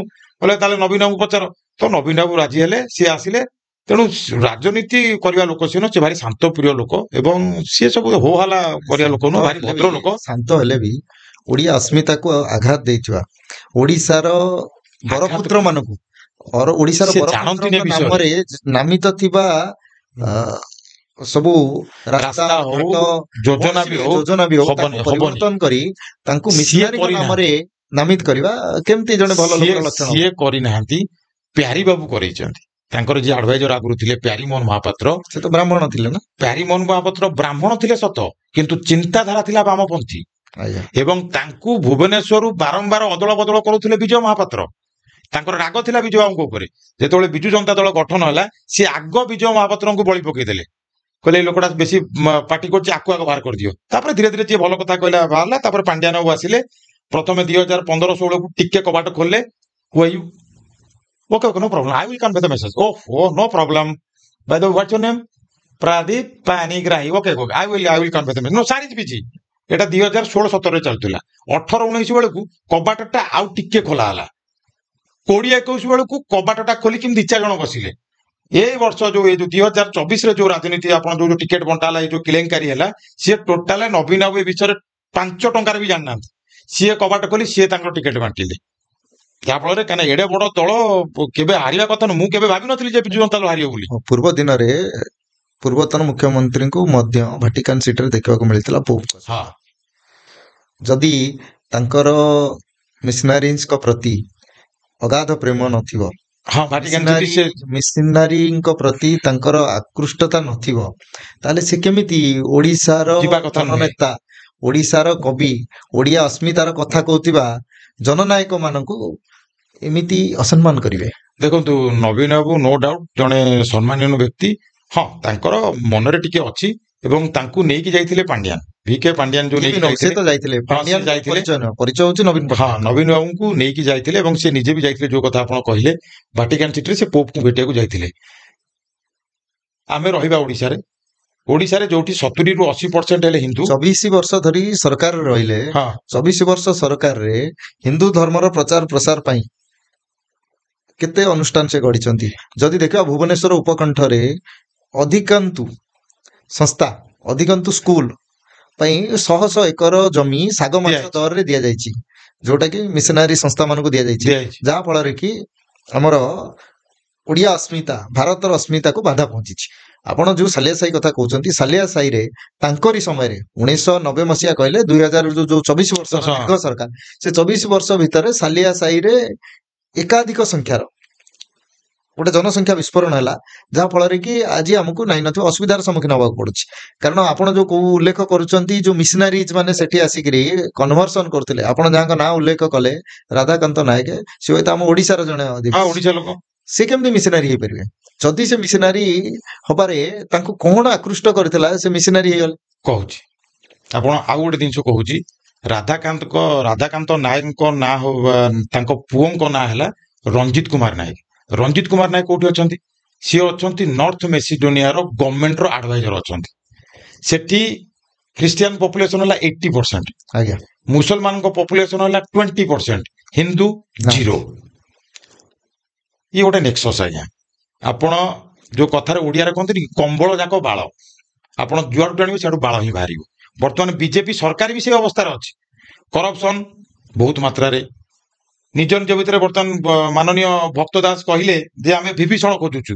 ବର୍ତ୍ତମାନ ବିଭୀଷଣ ତ ସବୁଆଡେ, କମ୍ବଳ ଯାକ ବାଳ ଭଳି ସବୁଆଡେ ସବୁ ଜିନିଷ। ବାକି ଏ ସରକାରକୁ 18 ମାସ କି 19 ମାସ ହେଲା। ବର୍ତ୍ତମାନ ଗୋଟେ 18-19 ମାସର ଯଦି ଯାହା ବି ହଉ ଏତେ ବଡ ପଦକ୍ଷେପ ନେଲେ, ସାଲିଆ ସାହିରେ ତ 500 ଘର ଭାଙ୍ଗିଲେ। ହଁ ନାଇଁ, ଏଟା ଆକ୍ଚୁଆଲି 10-12 ବର୍ଷ ତଳଟା ଭାଙ୍ଗିବାର ଥିଲା, କିନ୍ତୁ ବାମପନ୍ଥୀ ଲୋକଙ୍କୁ ଅନୁକମ୍ପା ଥିଲା। ଏବଂ ଅନୁକମ୍ପା କଣ, ତାଙ୍କୁ ନେତା ଦରକାର। ବାମପନ୍ଥୀ ଲୋକ ଷ୍ଟ୍ରାଇକ କଲେ ଆପଣ ଦେଖିବେ ମେଞ୍ଚା ମେଞ୍ଚା ଲୋକ ମାଷ୍ଟର କ୍ୟାଣ୍ଟିନ କୋଉଠୁ ଆସନ୍ତି। ଆପଣ ଯୋଉ ଉଲ୍ଲେଖ କଲେ 10 ବର୍ଷ ପୂର୍ବରୁ ଭାଙ୍ଗିବାର ଥିଲା, ହଁ 10 ବର୍ଷ ଲାଗିଗଲା। ନିହାତି ଏଥିରେ ପ୍ରତିପତ୍ତିଶାଳୀ ଲୋକମାନଙ୍କର ହାତ ଥିବ। ସେଠି କୋଉ କୋଉ ମାନଙ୍କର ଘର ଅଛି? କହୁଛି 7th ବାଟାଲିୟନରେ କିଛି ପୋଲିସ ଅଫିସର ଅଛନ୍ତି, ତାଙ୍କର ସେଠି ଘର ଅଛି। ଅଫିସରଙ୍କର ସେକ୍ରେଟେରିଏଟରେ କିଛି ଲୋକ ଅଛନ୍ତି, ତାଙ୍କର ସେଠି ଘର ଅଛି। ମାନେ ସରକାରୀ ଚାକିରି ସେଠି ଘର ଅଛି। କିଛି କର୍ପୋରେଟରଙ୍କର ସେଠି ଘର ଅଛି। ନୂଆପଲ୍ଲୀର ଯୋଉମାନେ ପ୍ରତିପତ୍ତିଶୀଳ ଲୋକ, ଦାମିକିଆ ଲୋକ, ତାଙ୍କର ସେଠି ଘର ଅଛି। ବରମୁଣ୍ଡାର କିଛି ଲୋକଙ୍କର ଘର ଅଛି। ବହୁତ ଲୋକଙ୍କ ଘର ଅଛି। ତାପରେ ଲୋକ ବି ଦରକାର। ଯଦି ସବୁ ଯାକ ଶିକ୍ଷିତ ଲୋକ ଗୋଟେ ଦଳକୁ ଭୋଟ ଦେବେ, ତାହେଲେ ଆମକୁ ଭୋଟ ଦବ କିଏ? ତେଣୁ ଏ ଲୋକ ରହିବା ଦରକାର। ସେମାନଙ୍କୁ ଆଇଡେଣ୍ଟିଫାଇ କରାଗଲାଣି? ନାଇଁ, ଦେଖନ୍ତୁ ଆଇଡେଣ୍ଟିଫାଏ କେବଳ ରହିଯାଇଛି ଆପଣଙ୍କର ଯୋଉ ସେକୁଲାର ଶବ୍ଦଟି। ନହେଲେ ଆପଣ ଯୋଉ ମାନଙ୍କ ନାଁରେ ଘର ଅଛି, ସେମାନେ ଯଦି ସରକାରୀ କର୍ମଚାରୀ ହେଇଥିବେ, ତାହେଲେ ତାଙ୍କ ଉପରେ ତ ଦୃଢ କାର୍ଯ୍ୟାନୁଷ୍ଠାନ ହବା କଥା। ଏତେ ବର୍ଷ ଧରି ସେମାନେ ଗୋଟେ ଏନକ୍ରୋଚମେଣ୍ଟ କରିଛନ୍ତି, ଅପରାଧିକ। ସେଟା ଜଙ୍ଗଲ ଜମିଟା ତାକୁ ଏନକ୍ରୋଚ କରାଯାଇଛି କଣ ନା, ଚଞ୍ଚଳ ରଣାଙ୍କର ମୁଁ ଷ୍ଟେଟମେଣ୍ଟ ଦେଖୁଥିଲି ଯେ ଯୋଉମାନେ ଯୋଗ୍ୟ ହିତାଧିକାରୀ ସେମାନଙ୍କୁ ହିଁ ମିଳିବ। ସେ ଠିକ ପଦକ୍ଷେପ ନେଇଛନ୍ତି। ଆଚ୍ଛା, କିଛି ଲୋକ କହିଲେ ଜଙ୍ଗଲ ଜମିକୁ ପୁଣି ଯୋଗ୍ୟ ହିତାଧିକାରୀ କଣ? ନାଇଁ ଦେଖନ୍ତୁ, ରହିତ କରିବା କଣ? ଆପଣଙ୍କ ଘରେ ଯଦି କିଏ ଆସି ରହିଯିବ ଦୀର୍ଘ ବର୍ଷ ଧରି, ଆପଣଙ୍କୁ ଅପୋଜ କଲା, ତାହେଲେ ଆପଣଙ୍କର ଅଧିକାର ନାହିଁ ଅଛି। ମୁଁ କହୁଛି ଶୁଣନ୍ତୁ। ପ୍ରଥମ କଥା ହେଲା ନରେନ୍ଦ୍ର ହିତାଧିକାରୀକୁ ଆଉ କୋଉଠି ବସବାସ କରିବା ପାଇଁ ସ୍ଥାନ ଦେବା ଦରକାର। ହଁ, ନରେନ୍ଦ୍ର ମୋଦିଙ୍କୁ ଧନ୍ୟବାଦ ଦେବା କଥା। ଯେତେବେଳେ ସେ ସରକାରକୁ ଆସିଲେ, ସିଏ କହିଲେ ଯେ ବସ୍ତି ରହିବନି, ଆମେ ଘର ଦବୁ। ଅବଶ୍ୟ ଏଠି କିଛି ଆପଣ ମିଡିଆ ବାଇଟ ଦେଖୁଥିବେ ଯେ କିଛି ଲୋକ କହୁଛନ୍ତି ଯେ ଆମକୁ ବସୁଧା ଯୋଜନା ହେଇଥିଲା, ଗୋଟାଏ ଘର ଦେଲେ ଆମକୁ ଚଳିବନି, କାହିଁକି ଆମେ 5 ଜଣ 7 ଜଣ ଅଛୁ, ଆମକୁ ଗୋଟାଏ ଘର ନୁହଁ, ଆମକୁ 5ଟା ଘର, ଯୋଉଟା କି ଅସମ୍ଭବ। କାରଣ ଆଜିକାଲି ଭୁବନେଶ୍ୱର ଗୋଟେ ଘରର 1 BHK ଘର 60-70 ଘର ଦେଲା ପରେ ବି ତ ସେ ବସ୍ତିରେ ସେ ଘରକୁ ସେମାନେ ଛାଡି ନାହାନ୍ତି, ସେ ଘରକୁ ଡେମୋଲିଶ କରାଯାଇନି। ସେ ବସ୍ତିକୁ ମଧ୍ୟ ଏବେ ବି ଅନେକ ସରକାରୀ କ୍ୱାର୍ଟର ମାନଙ୍କର ମଧ୍ୟ ବସ୍ତି ଅଛି। କହୁଛି ବଡ ମଜା କଥା, MLA କ୍ୱାର୍ଟରରେ ମଧ୍ୟ ଅଛି, ବସ୍ତି ଥିଲା। ଆପଣ ଆଶ୍ଚର୍ଯ୍ୟ ହେବେ, ଆମେ ବସିଛେ ଶହୀଦନଗରରେ। ଶହୀଦନଗରରେ ଗୋଟେ ବସ୍ତି ଅଛି ଶାନ୍ତିପଲ୍ଲୀ। ଆଜ୍ଞା, ଶାନ୍ତିପଲ୍ଲୀ ବସ୍ତିକୁ ବର୍ତ୍ତମାନ 5 ଦିନ ତଳେ ହାଇକୋର୍ଟ ଅର୍ଡର ଦେଲେ ଯେ ସେଠୁ ବସ୍ତି ଘର ଖାଲି କର, ସରକାରୀ ଯୋଜନା ଅନୁସାରେ ଯାହା ଡେଭଲପମେଣ୍ଟ ହବ ସେଟା କରାହବ। 1200 ଲୋକଙ୍କୁ ସେଠୁ ବିତାଡିତ କରାଗଲା। 800 ଲୋକଙ୍କୁ ଘର ଦିଆ ହେଇଯାଇଛି, କେବଳ 400 ଲୋକଙ୍କୁ ଘର ଦିଆ ହେଇନି। ସେମାନେ ହାଇକୋର୍ଟ ଗଲେ ଏବଂ ସେ ଯୋଉ 400 ଲୋକ ରହିଥିଲେ, ସିଏ 5ଟା ନୂଆ ବସ୍ତି ତିଆରି କରିଦେଇଛନ୍ତି। এটা ହେଲା ମାନସିକତା, ଏଟା କୌଣସି ଭବିଷ୍ୟତ ଯୋଜନା ନାହିଁ। କଥା ହେଲା ସରକାର ବି ବସ୍ତି ବାସିନ୍ଦାକୁ ଯୋଉ ଘର ଦେଉଛନ୍ତି, କେବଳ ଭୂମିହୀନ ଲୋକମାନଙ୍କୁ ଦେବା କଥା। ଯଦି ଭୁବନେଶ୍ୱରରେ ବସ୍ତି କରି ରହୁଥିବା ଲୋକ କେନ୍ଦ୍ରାପଡା, ଜଗତସିଂହପୁର, ଯାଜପୁର, ଗଜପତି ଜିଲ୍ଲାରେ ତାର ପୈତୃକ ଜମି ଅଛି, ତାର କୌଣସି ଅଧିକାର ନାହିଁ ଭୁବନେଶ୍ୱରରେ ସରକାରଙ୍କ ଠାରୁ ଗୋଟେ ଯୋଗ୍ୟ ହିତାଧିକାରୀ ହେଇକରି ଗୋଟେ ଘର ନବାର। ସେଥିପ୍ରତି ମଧ୍ୟ ସରକାର ଯତ୍ନବାନ ହବା ଦରକାର। ନହେଲେ ପୋର ଟ୍ୟାକ୍ସ ପେୟର ପଇସାରେ ଏମିତି ଯଦି କାର୍ଯ୍ୟକଳାପରେ ସେମାନେ ଲିପ୍ତ ରହିବେ, ହୁଏତ ଆଗାମୀ ଦିନରେ ଲୋକମାନେ ତାର ଜବାବ ଦେବେ। ଆପଣଙ୍କୁ ଗୋଟେ ମଜା କଥା କହୁଛି, ଏବେ PDS ଚାଉଳ ସବୁ ଆସୁଛି, କଣ୍ଟ୍ରୋଲ ଦୋକାନରେ ଆପଣ ଦେଖୁଥିବେ ଲମ୍ବା ଲାଇନ ଲାଗୁଥିବ। କିଏ ସାଇକେଲରେ ଆସୁଛନ୍ତି ଆପଣ ଦେଖିଛନ୍ତି? Bullet, Creta, Baleno, desire. ମୁଁ ବହୁତ ଲୋକଙ୍କୁ ପଚାରିଛି ଭାଇ ଆପଣଙ୍କର ରାସନ କାର୍ଡ ଅଛି? ହଁ ସରକାର ଗୋଟେ ଯୋଜନାଟା ଅଛି, ଆମେ କଣ ଅସୁବିଧା କଣ ତମର କଣ ହେଇଛି? ତ ମତେ ଭୟ ଲାଗେ ଲୋକଟା ମତେ ବାଡେଇବ ନା କଣ? ମୁଁ କେବଳ ସରକାରଙ୍କୁ ଏତିକି, ଯଦି ସରକାର ଦେଖୁଥିବେ ତାହେଲେ ମୁଁ ଅନୁରୋଧ କରିବି ପଛେ 3000 କୋଟି ଟଙ୍କା ଖର୍ଚ୍ଚ ହଉ, ଆଉ ଥରେ କରାଯାଉ ସାରା ଓଡିଶା 30ଟା ଜିଲ୍ଲାରେ ରାସନ କାର୍ଡର ଆଉ ଥରେ ସର୍ଭେ କରାଯାଉ। ଘରେ ଯେମିତି ଧର ଏସି ଅଛି, 4 ଚକିଆ ଗାଡି ଅଛି କି 2 ଚକିଆ ଗାଡି ଦିଟା ଅଛି, ଜମି 4 ଏକରରୁ ଅଧିକା ଅଛି ବା 4 ମାଣେରୁ ଅଧିକା ଅଛି, ତାହେଲେ ତା ରାସନ କାର୍ଡ ରହିବ ନାହିଁ। ରାସନ କାର୍ଡ ପାଇଁ ଆପଣ ଦେଖିବେ ସେଇ ଚାଉଳକୁ ଆଣୁଛନ୍ତି 20 ଟଙ୍କା 22 ଟଙ୍କାରେ ବିକି ଦଉଛନ୍ତି, ସେଇ ଚାଉଳକୁ ଆମେ 40 ଟଙ୍କାରେ କିଣିକି ଖାଉଛେ। ଆମରି ଟ୍ୟାକ୍ସ ପଇସା, ଆମେ ପୁଣି ଡବଲ ଟ୍ୟାକ୍ସ ପଇସା ଦଉଛେ, ତେଣୁ ତାର କିଛି ଲାଭ ହଉନାହିଁ। ସାଲିଆ ସାହି ଯୋଉ କଥା ଆପଣ ଆମେ ଯୋଉ ଟପିକରେ ଥିଲେ, ସାଲିଆ ସାହିଟାକୁ ତିଆରି କରାଯାଇଛି। ସାଲିଆ ସାହି ଲୋକ ଗୁଡା କୋଉଠୁ ଆସିନାହାନ୍ତି। 1990 ମସିହା ପୂର୍ବରୁ ଗଜପତି ଲୋକ ଥିଲେ, ମାଲକାନଗିରି ଲୋକ ଥିଲେ, କନ୍ଧମାଳ ଆଉ କଳାହାଣ୍ଡି ଲୋକ ଥିଲେ। 2000 ମସିହା ପରେ ଅହେତୁକ ବଢିଗଲେ ନୟାଗଡ଼ ଲୋକ, ଆଜ୍ଞା, ବଢିଗଲେ ଜଗତସିଂହପୁର ଲୋକ, ସାରା ଓଡିଶା ସେଟା ଗୋଟେ ମିନି ଓଡିଶା ହେଇଗଲା। ଏଟାକୁ ରାତାରାତି ଏଟା ବଢିନି, ଏଟା 1975 ମସିହାରୁ ମିଶନାରୀ ମାନଙ୍କୁ ସେଠି ଆଣିକି ରଖା ହେଇଥିଲା, କାହିଁକିନା ସେମାନେ ନିରୀହ ଆଦିବାସୀ ଥିଲେ। ପଇସା ଦେଇକି ହଉ, ଆଜ୍ଞା ବୁଆଗୋ ମୋର ଝିଅ ବାହାଘର କି ଆମ ଫାଦର ଅଛି କରେଇଦବ କହିକି ଦେଲେ, 1,00,000 ଟଙ୍କା ଦେଲେ କି 50,000 ଟଙ୍କା ଦେଲେ। ସେ ସମୟରେ 50,000 ମାନେ ଏବେକାର 5 କୋଟି ଟଙ୍କା ହବ। କଣ ଫାଦର ଦେଲେ କଣ କରିବାକୁ ପଡିବ ନା, ଗୋଟେ ହୋଲି ୱାଟର ଅଛି, ଗାଧେଇ ପଡିବ, ତାପରେ ସେଠି ଇଏ ହେଇଗଲା। ତାହେଲେ ଏବେ କଣ ହେଲା ନା, ଏବେ ତୁ ଦୈନିକ ଚର୍ଚ୍ଚ ଆସିବୁ, ଏଠି ଆମେ ଦୈନିକ ପ୍ରେୟାର କରିବା। ତାହେଲେ ମୁଁ ଆଜିଠୁ କଣ ହେଲି ନା, ତୁମେ ଆଜିଠାରୁ ଖ୍ରୀଷ୍ଟ ଧର୍ମ ହେଲ, ତୁମକୁ ଦିଆଗଲା। ଯୋଉଟା ମୁଁ ମଦର ଟେରେସାଙ୍କ କଥା କହୁଥିଲି, ମଦର ଟେରେସାଙ୍କର ଭଲ ନାଁଟା ହେଲା ଆଜିନେସ୍ ଗୋଞ୍ଜା ବାଜେୟୋ। ଆଚ୍ଛା, ସିଏ ଲୋକ ଥିଲେ ବାହାରର, ଆସିଲେ ଆମର ୱେଷ୍ଟ ବେଙ୍ଗଲ। 1979ରେ ତାଙ୍କୁ ମିଳିଲା ନୋବେଲ ପ୍ରାଇଜ। ପଠାଣି ସାମନ୍ତ ଚାଲିଗଲେ 1904 ମସିହାରେ। ରବୀନ୍ଦ୍ରନାଥ ଟେଙ୍ଗୋରକୁ ମିଳିଗଲା 1914 ମସିହାରେ। କିନ୍ତୁ ପ୍ରତିଭା ରାୟ ଲେଖିଛନ୍ତି ଯାଜ୍ଞସେନୀ, ସିଏ ଲେଖିଦେଲେ ଗୀତାଞ୍ଜଳି। ଗୀତାଞ୍ଜଳି ପଢିବେ, ଯାଜ୍ଞସେନୀ ପଢିବେ, ଆପଣଙ୍କୁ ପ୍ରତିଭା ରାୟଙ୍କର ଯୋଉ ହାତ ଲେଖାଟା ସେଟା ବେଶୀ ଇନ୍ସପାୟାର ଲାଗିବ। ସିଏ ଲେଖିଦେଲେ ଜନଗଣ ମନ ଅଧିନାୟକ ଜୟ ହେ ଭାରତ ଭାଗ୍ୟ ବିଧାତା, ସେଟା ଇଂରେଜୀଙ୍କ ଫରରେ ଲେଖା ହେଇଥିଲା। ସେଟାକୁ ଆମ ସ୍କୁଲରେ ପଢା ହେଇଗଲା। କିଏ ଲେଖିଛି ନା ରବୀନ୍ଦ୍ରନାଥ ଟେଗୋର ଲେଖିଛି। ବନ୍ଦେ ମାତରମକୁ ବିରୋଧ, ବନ୍ଦେ ମାତରମକୁ ବିରୋଧ କରାଯାଉଛି, ଯୋଉଟା କି ବନ୍ଦେ ମାତରମକୁ ସେ ସମୟରେ ଗୋଟେ ମୁଖ୍ୟ ଭୂମିକା ଗ୍ରହଣ କରେ। କଂଗ୍ରେସର କିଛି ଲୋକ ସେଟାର କିଛି ପଙ୍କ୍ତି ଗୁଡାକୁ ବା ପଦ ଗୁଡାକୁ କାଟିଦେଲେ। କାଟିଦେଲା ପରେ ହେଲା କଣ ନା, ଆମକୁ ଆଚ୍ଛା ଆଉ ଗୋଟେ ଭାରି ଦୁଃଖର ବିଷୟ, ଯେତେବେଳେ ଭାରତ ସ୍ୱାଧୀନ ହେଲା, ଆରେ ଭାଇ ତମେ ଗୋଟେ କୋଉ ଭଦ୍ର ଶିକ୍ଷିତ ଲୋକକୁ ଶିକ୍ଷା ମନ୍ତ୍ରୀ କରିଥାନ୍ତ। ଗୋଟେ ଏଡେ ବଡ ଦେଶ, ଆ ଦେହରେ ଶିକ୍ଷା ମନ୍ତ୍ରୀ କଲେ କାହାକୁ ନା, ସମ୍ପୂର୍ଣ୍ଣ ମାନେ କଟ୍ଟର ଚିନ୍ତାଧାରା ଲୋକ, ଆପଣଙ୍କର ଅବଦୁଲ କଲାମ ଆଜାଦ, ମୌଲାନା ଆଜାଦ, ହଁ ମୌଲାନା ଆଜାଦକୁ କରାଗଲା। ସିଏ ହେଲେ ମାଦ୍ରାସା ଏବଂ କଟ୍ଟର ଚିନ୍ତାଧାରା ଲୋକ। ବକ୍ସି ଜଗବନ୍ଧୁ କିଏ, କଣ ଏଗୁଡା କିଏ ପଚାରିବ କିରେ? ହଉ ଗୋଟେ ଫାଳେ ଲେଖିଦେ। ରାଣୀ ଲକ୍ଷ୍ମୀ ଭାଇ ଫାଳେ ଲେଖମ। ପୃଥ୍ୱୀରାଜ ଚୌହାନ, ହଁ ଗୋଟେ ଲୋକଟା ଥିଲା, ସେଗୁଡା ଲେଖି କରନି, ତାକୁ ଫାଳେ କି 2 ଫାଳେ କରିବୁ। ଟିପୁ ସୁଲତାନ, ଆକୁ 4 ଫର୍ଦ୍ଦ ନୁହଁ, ଆକୁ 40 ଫର୍ଦ୍ଦ କରିବୁ। ଆକବର, ଟୋଟାଲ ବହି। ତାକୁ କଭର କରିବା ପାଇଁ କଂଗ୍ରେସ ଯିଏ ଥିଲେ ସେ ସମୟରେ 2000 ବୋଧେ 1999 କି 96-97 ଭାରତ ଏକ ଖୋଜ, ଜବାହରଲାଲ ନେହେରୁଙ୍କ ଭଳି ପୁରା ଅବିକଳ ଗୋଟେ ଲୋକ ଆସିକି ଆକ୍ଟିଂ କରୁଥିଲେ। ସେ ସାରା ଭାରତ ବୁଲଉଥିଲେ। ଯେମିତି ଆପଣଙ୍କର ଗୁଡାଏ ଅଛି, ଆପଣ ତାକୁ ଜାଣିପାରିବେ। ଭାରତ ଏକ ଖୋଜ କରାଗଲା। ଆଚ୍ଛା, ଆ ଭିତରେ ସିଏ 5 ଥର ରହିଗଲେ ଶିକ୍ଷା ମନ୍ତ୍ରୀ। ସବୁ ଯାକ ଖାଲି ମୁସଲମାନଙ୍କୁ ଅଗ୍ରାଧିକାର ଦିଆଗଲା, ହିନ୍ଦୁର କୌଣସି ରାଜା ଇଏ ରହିଲେନି। ଆରେ ଭାଇ ଏତେ ବର୍ଷ ହେଲା ଆମେ ଥିଲୁ, ଆମର ତ କୋଉଠି ନା କିଏ ଗୋଟେ ଯୁଦ୍ଧ ଜିତିଯିବ, କୋଉଠି କିଛି ନାହିଁ। ବକ୍ସିବନ୍ଧୁ କିଏ ଥିଲେ ନା, ସିଏ ଗୋଟେ ଏମିତି ବିଦ୍ରୋହ କରୁଥିଲେ, ତାଙ୍କ ଗୋଡକୁ ଇଏ କରି। ଜୟରାଜଗୁରୁ କିଏ, ବାଜି ରାଉତ କିଏ, ପଦେ ଖାଲି ଏତିକି ଟିକେ ଲେଖିବୁ, ତାଙ୍କ ପାଇଁ ଜାଗା ନାହିଁ। ଆମର କେବଳ ମୁସଲମାନ ମାନେ ଯୋଉ ରାଜା ଶାହଜାହାନ, ତାଜମହଲ ବିଷୟରେ ଟିକେ ଭଲ କି ଲେଖିବୁ ନା। ଆଉ ଏମିତି ଲେଖି ଲେଖି ଚାଲିଲେ, ଲେଖି ଲେଖି ସମ୍ପୂର୍ଣ୍ଣ ବର୍ତ୍ତମାନ ଯଦି ଯେକୌଣସି ପିଲାକୁ ପଚାରିବେ, ଆରେ ଭାଇ ଏ ଲୋକ କିଏ, ସେ ଲୋକ ଜାଣିନଥିବ। ତୁ କଣ ଜାଣିଛୁ, ଆମେ ତ ଯାହା ପଢିଥିଲୁ। ଆଉ ତେଣୁ ପଢା ଯାଇଛି, ସେଇଆ ମୁଣ୍ଡରେ ଫିଡ୍ କରିଦିଆ ଯାଇଛି। ସିଏ ଆସୁ ଆସୁ ଆସିଗଲା ବେଳକୁ ଆପଣ ଯଦି ତାକୁ ଦେଖିବାକୁ ଯିବେ, ଆଉ କିଛି ଲୋକ ପଳେଇ ଆସିଲେ ବାମପନ୍ଥୀ ଚିନ୍ତାରେ, ତାକୁ ପୁରେଇ ଦେଲେ। ବହୁତ ବାମପନ୍ଥୀ ଲୋକ ଅଛନ୍ତି। ସେମାନେ ତାକୁ ଚିନ୍ତା କରି ପୁରେଇ ଦେଲେ। ଟୋଟାଲ 7 ଭଉଣୀ ଯୋଉ ଷ୍ଟେଟ୍ ଆପଣଙ୍କର ଆସାମ, ମଣିପାଲ, ନାଗାଲାଣ୍ଡ, ମେଘାଳୟ ଯୋଉ ସବୁ ଷ୍ଟେଟ୍ ଗୁଡାକ ଅଛି, ତାକୁ ଚିକେନ ନେକ୍ ଯୋଉ ଜାଗାଟାକୁ କୁହାହଉଛି, 1968 ମସିହାରେ ଯେତେବେଳେ ରାଜୀବ ଗାନ୍ଧୀ ସୋନିଆ ଗାନ୍ଧୀକୁ ବାହା ହେଲେ ସେଇ ସମୟରୁ ମିଶନାରୀ ମାନଙ୍କର ପ୍ରାଦୁର୍ଭାବ ବଢି ଚାଲିଲା। ସେଠୁ ନକ୍ସଲବାଡିରୁ ଅଭିଜିତ ମଜୁମଦାର, ଏବେ ଯେ ମେଡିକାଲରେ ପଢୁଛନ୍ତି ସେ ଅଭିଜିତ ମଜୁମଦାର ନୁହଁ, ନକ୍ସଲବାଡି ୱେଷ୍ଟବେଙ୍ଗଲର ଗୋଟେ ଜାଗା ଥିଲା, ସେଠି ଅଭିଜିତ ମଜୁମଦାର ବାହାରିଲେ।